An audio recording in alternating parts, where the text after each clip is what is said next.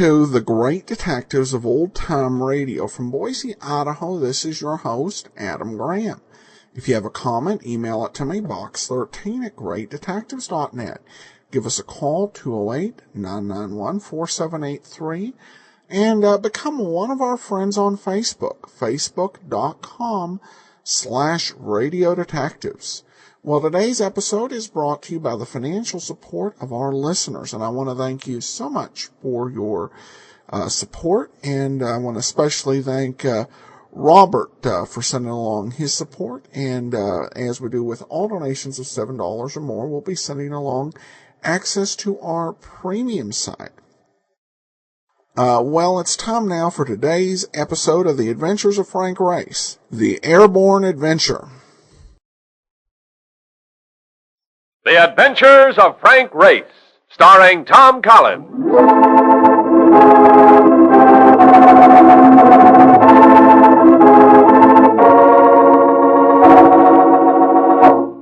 The war changed many things, the face of the earth and the people on it. Before the war, Frank Race worked as an attorney, but he traded his law books for the cloak and dagger of the OSS. And when it was over, his former life was over too. Adventure had become his business. The Adventures of Frank Race.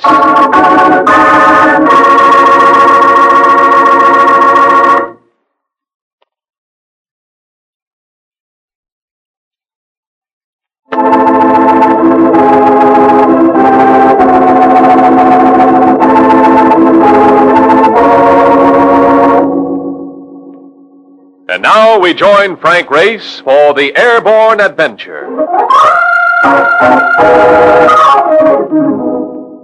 At the wheel of a taxi, Mark Donovan's idea of safety is to miss an oncoming truck by the depth of a paint job. In any kind of trouble, he's a lion, particularly with an end wrench in his hand. But when it comes to flying, he exudes about as much verve as a serving of spinach. The moment we become airborne, he shrivels, remaining the glum introvert until we sight the ground upon which we expect to land. So now, coming into San Francisco on the China Clipper, I watched him loosen up for the first time since we took off. Look at that pretty pavement, that beautiful grass, that lovely mud. In a few minutes, I will be able to drop flat on my face and kiss some of it. Message for you, Mr. Race. Oh, thank you.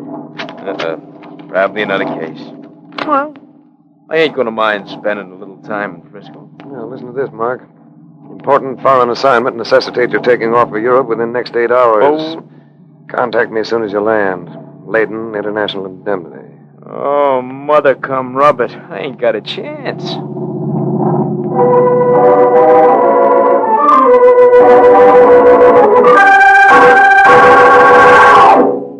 The personality of James Layton was a lot like that of the city in which he lived. Poised, cultured, friendly. It was the first time we'd ever met. Sit down, Race. Cigarette? Thanks. We're insuring the delivery of a set of plans for $1 million. Must be some plans. Drawings for a new type of plane. They're scheduled to be carried from Trieste to London, from London to New York. Like courier? Right.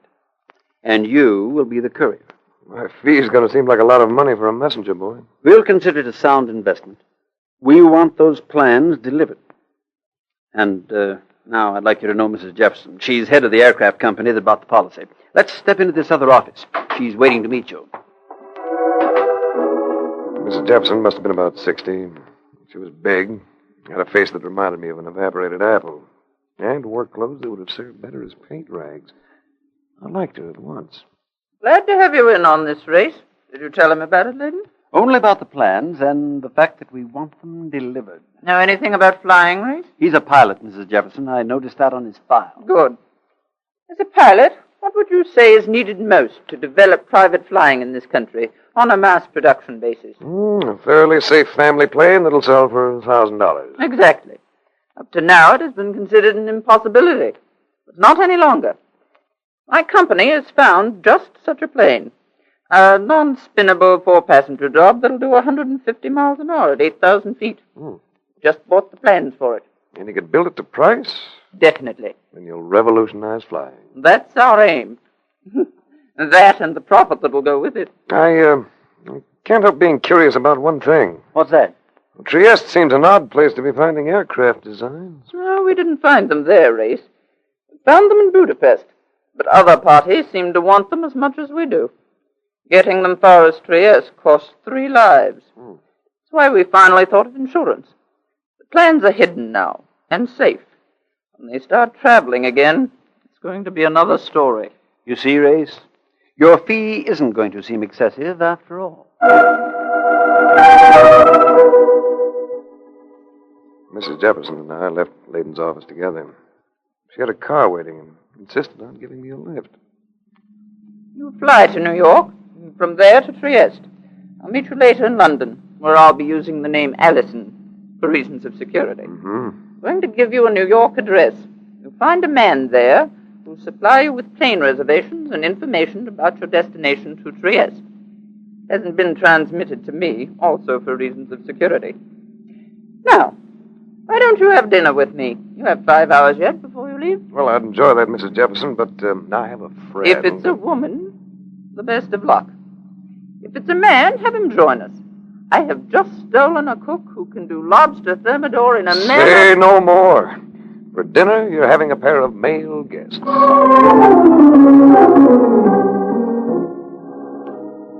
We stopped for a few minutes while I phoned Mark.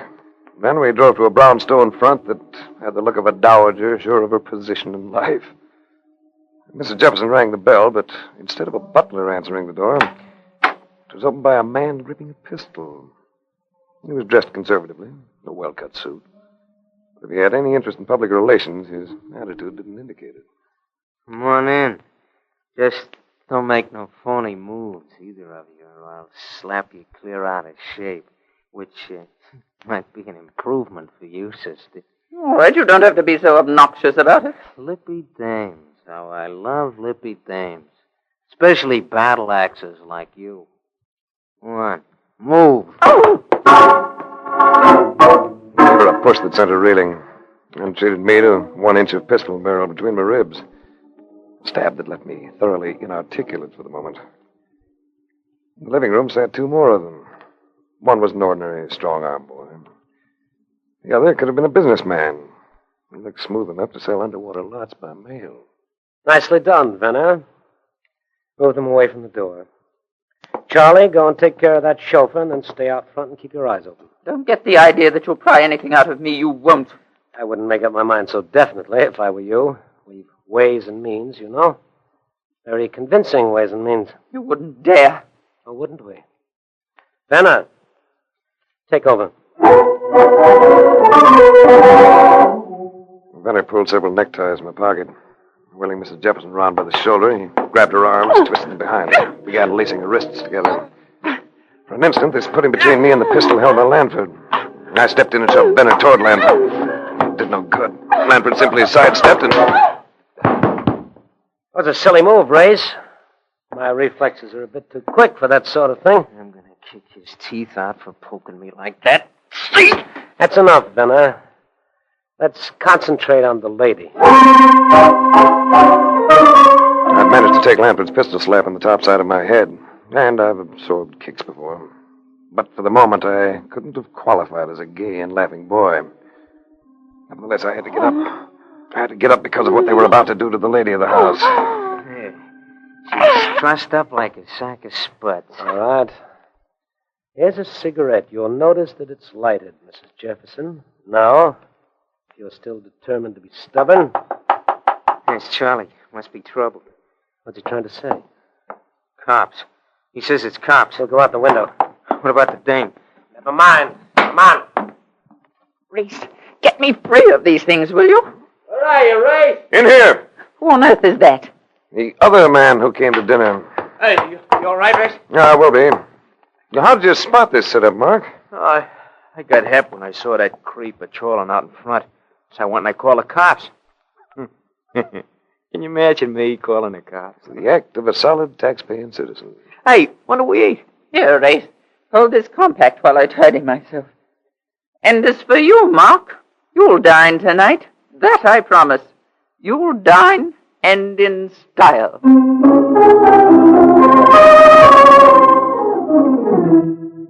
Mark and I landed at LaGuardia Field just before 8 o'clock the next morning. I left him drinking coffee while I caught a cab for my New York rendezvous.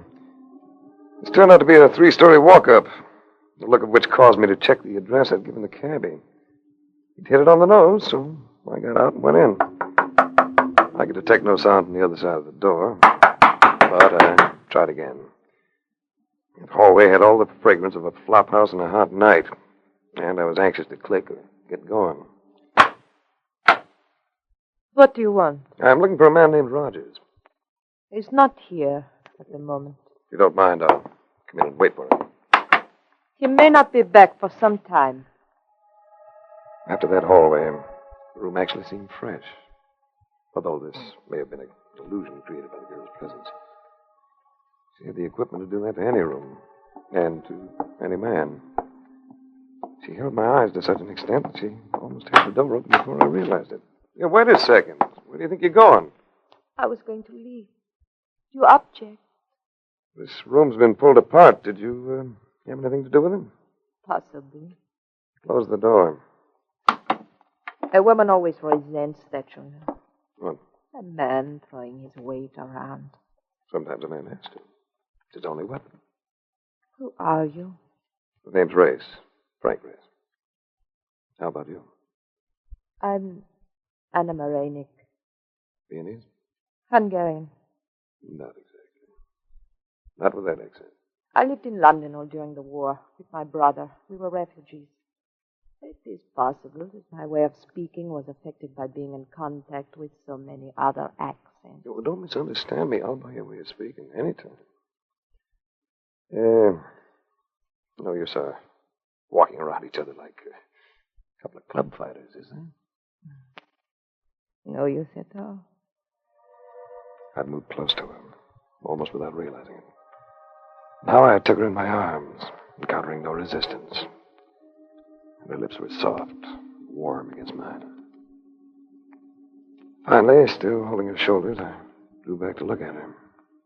She smiled at me, spoke gently. Ray, Yes? if you look down, you'll see in my hand a pistol. An automatic that is pointed right at your stomach. Indeed I do see it.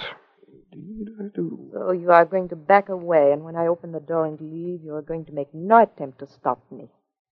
Is it understood? Perfectly. Yeah, but you might do one thing for me. What is that? You might give me your telephone number. You'll find it in the book. After that embrace, getting my thoughts back on business was tougher than rolling out of a warm bed into a cold tub. But I made the switch. There was another door besides the one to the hall. A door partly ajar.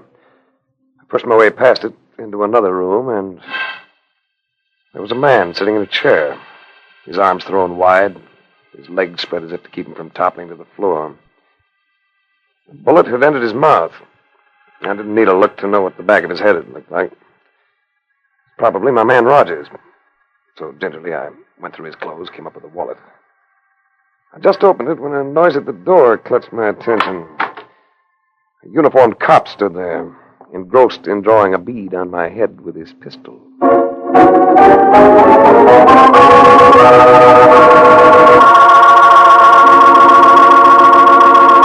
We'll return to the adventures of Frank Race in just about 1 minute.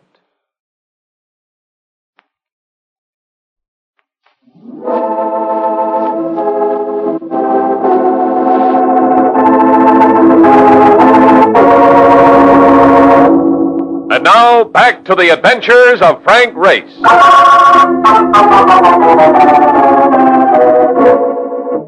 I was in a jam, no doubt about it. When you're caught going through the wallet of a man who's just been shot to death, there isn't much you can say that'll sound convincing. So I just sat tight until the plainclothes squad arrived. All right, what goes on here? I needed just one look at that Irish map to know that I was getting a break. Fat and moon face, with the eyes of a lethargic Eskimo. Dan Manson operated as a detective lieutenant in the homicide detail. Fine thing. Doubleheader at the stadium, and I get yanked for a deal like this. Hello, Race. The heck with the stadium. Tell this patrolman I'm a law-abiding citizen, will you? You mean you're the suspect here? Well, what do you know? Can't a guy find a chair in this laundry? Who messed it up like this? Might have been the girl who was here when I arrived. Yeah? Dan, I've got to leave for Europe sometime today, so naturally I wouldn't want to be tied up with this business. Well, don't give me that. You're going to be our number one material witness. No, I'll be around for the inquest and give you my word. I don't know, but... Well, the number you want right now is that girl. Well, say there was a dame here. How do I know you're leveling? He was going to hold me unless I came up with something. So I reached into a pocket and produced the compact entrusted to me the night before by Mrs. Jefferson. And forgotten by both of us. I said, here, she left this.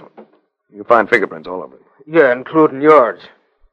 How old a dame? Oh, 25 maybe. Beautiful, too.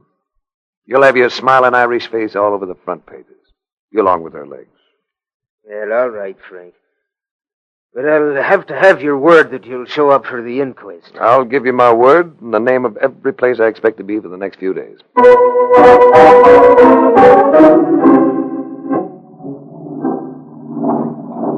Well, here we are again, flying. I'm up in the air so much lately, I'm beginning to feel like a pigeon. You'll get used to it. Not me. I'll never get used to any part of flying. It just ain't natural. Possibly that's the answer.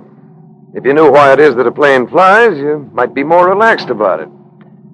Sit back, boy, while I brief you on the principles of flight. All right.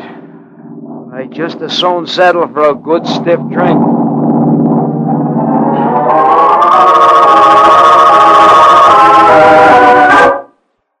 Trieste, city of many nationalities, port of intrigue. Mark and I put up at a hotel called the Vittorio. I'd cabled Mrs. Jefferson about the death of Rogers, so we settled ourselves to await developments. On the afternoon of the third day, Mrs. Jefferson walked in on us, accompanied by an elderly man who projected the impression of a hen on hot bricks. Dr. Tender is an aeronautical engineer. He designed our plane. Yes, I designed it, but I have no desire to be responsible for the delivery of the plans to your country. I would much rather you took charge, Mr. Race. It's all right with me. When do I take over? Bring the plans here sometime this evening.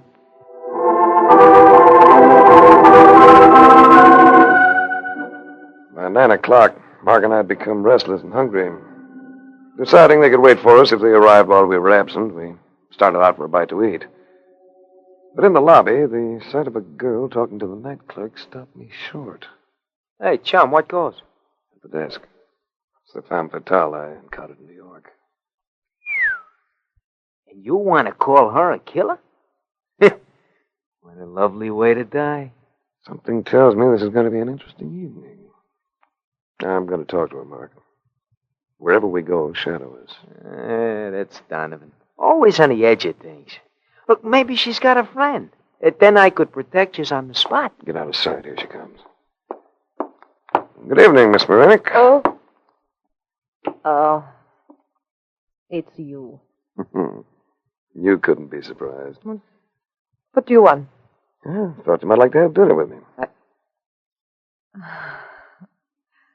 You are a strange person. You'll learn a lot more about me while we dine. Shall we? All right, Grace.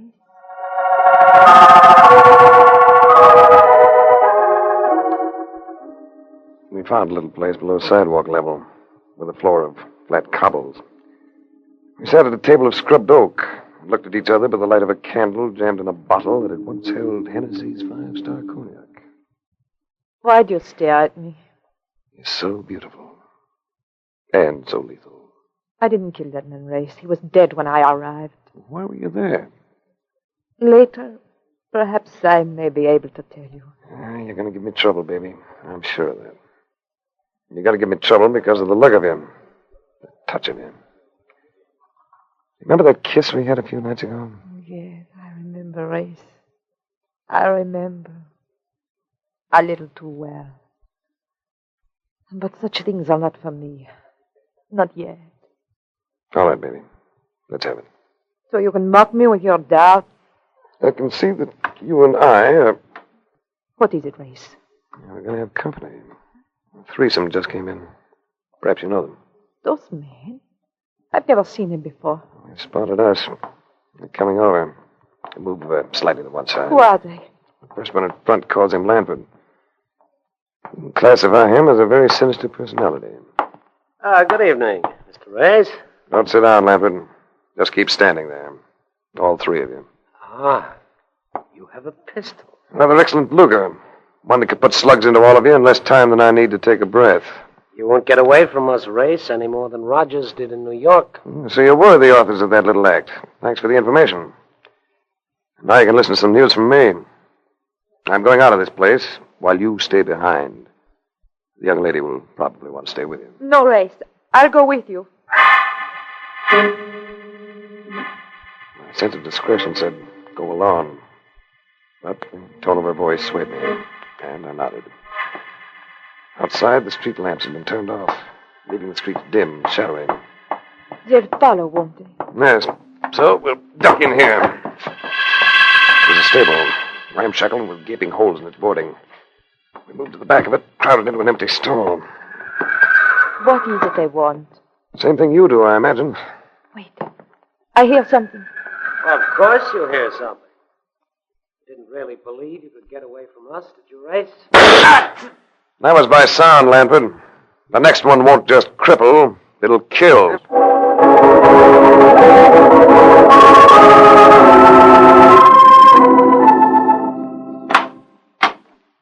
Where on earth have you been? We've been waiting for ages. I'm sorry. We had a brush with your friend Lanford. We had to take him to a hospital. Splendid. Here are the plans, Mr. Race, in this cylinder. You find it rather bulky, but strong. Would you like to look at the drawings? After the excitement they've caused, I certainly would. The power plant is one of the big things here. Mm-hmm. So I see. Turbine activated by 4 simplified jet units. We are making great strides in aviation these days. For too long, we were parasites. For power, we used the engine that had been developed by the automobile. For propulsion, we used the propeller evolved for ships. With some modification, of course. Very little when you come to think of it. The engine we took as it was, and in water or in the air, the propeller works in much the same way. But from now on, it is going to be different, Mr. Ace. Jet force, new designs. From now on, aviation will be the giver, not the receiver. How about it, Race? You feel all right about taking over these drawings? I'll take care of them. Don't forget, there's a lot of money tied up there.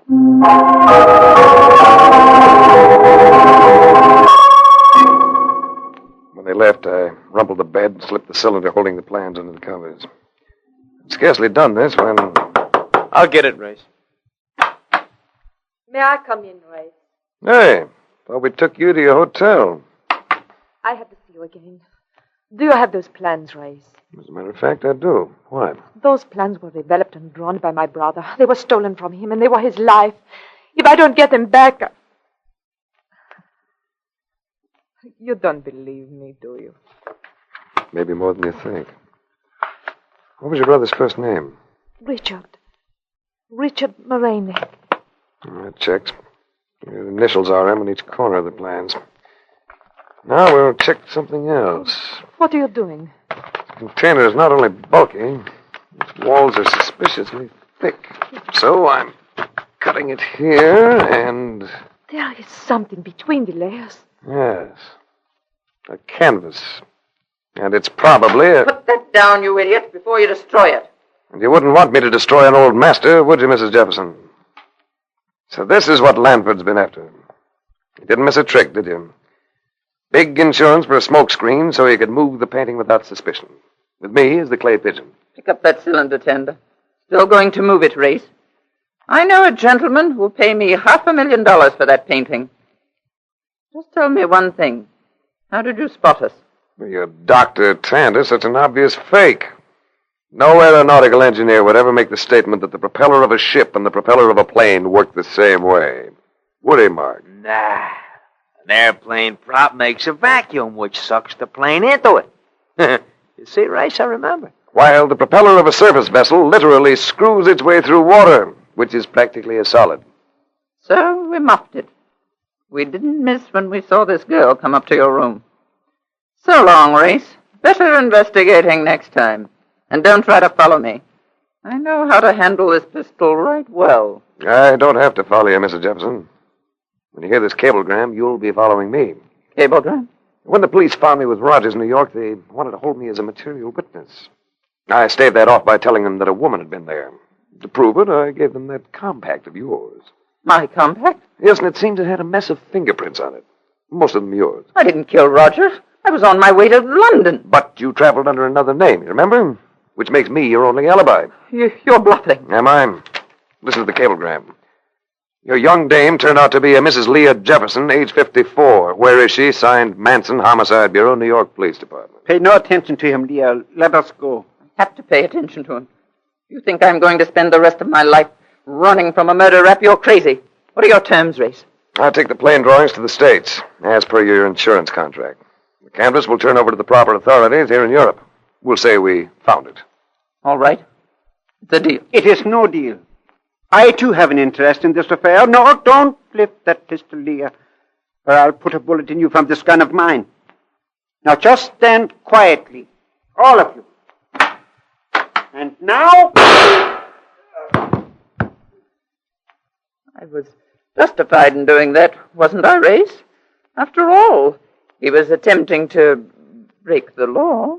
I'm afraid I'll have to leave that decision to the local police. What about my brother, Race? Those drawings belong to him. You might get in touch with him. Tell him to come along with us. I imagine he might be able to make quite a deal for himself over there. Besides, I'd kind of like to have you along, too.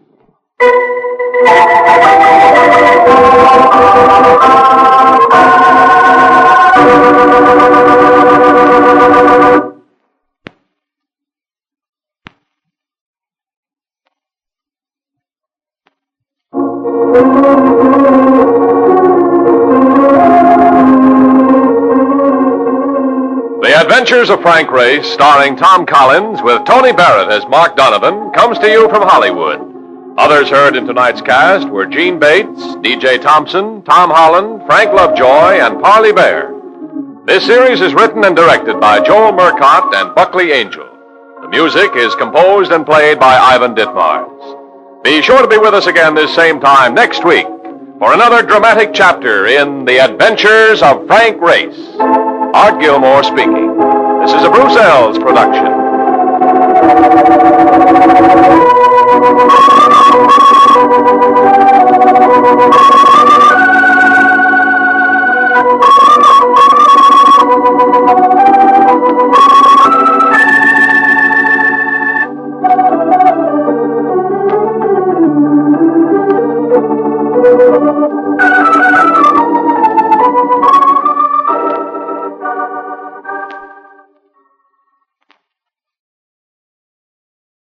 Welcome back. Well, give this to Frank Race. He doesn't let business get in the way of introducing himself to a beautiful woman. That scene where he eventually came across the dead body was just almost surreal. But the subtle charm of the series, and Mark Donovan continues to prove himself just one of Radio Detective's most outstanding sidekicks. So, another great episode. I hope you enjoyed it.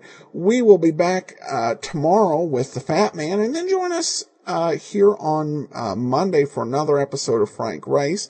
I do encourage you can enjoy the Old Time Dragnet podcast as we get into our last 21 podcast over at radiodragnet.com, and follow the Old Time Radio Superman show over at laserandsword.com. But from Boise, Idaho, this is your host, Adam Graham, signing off.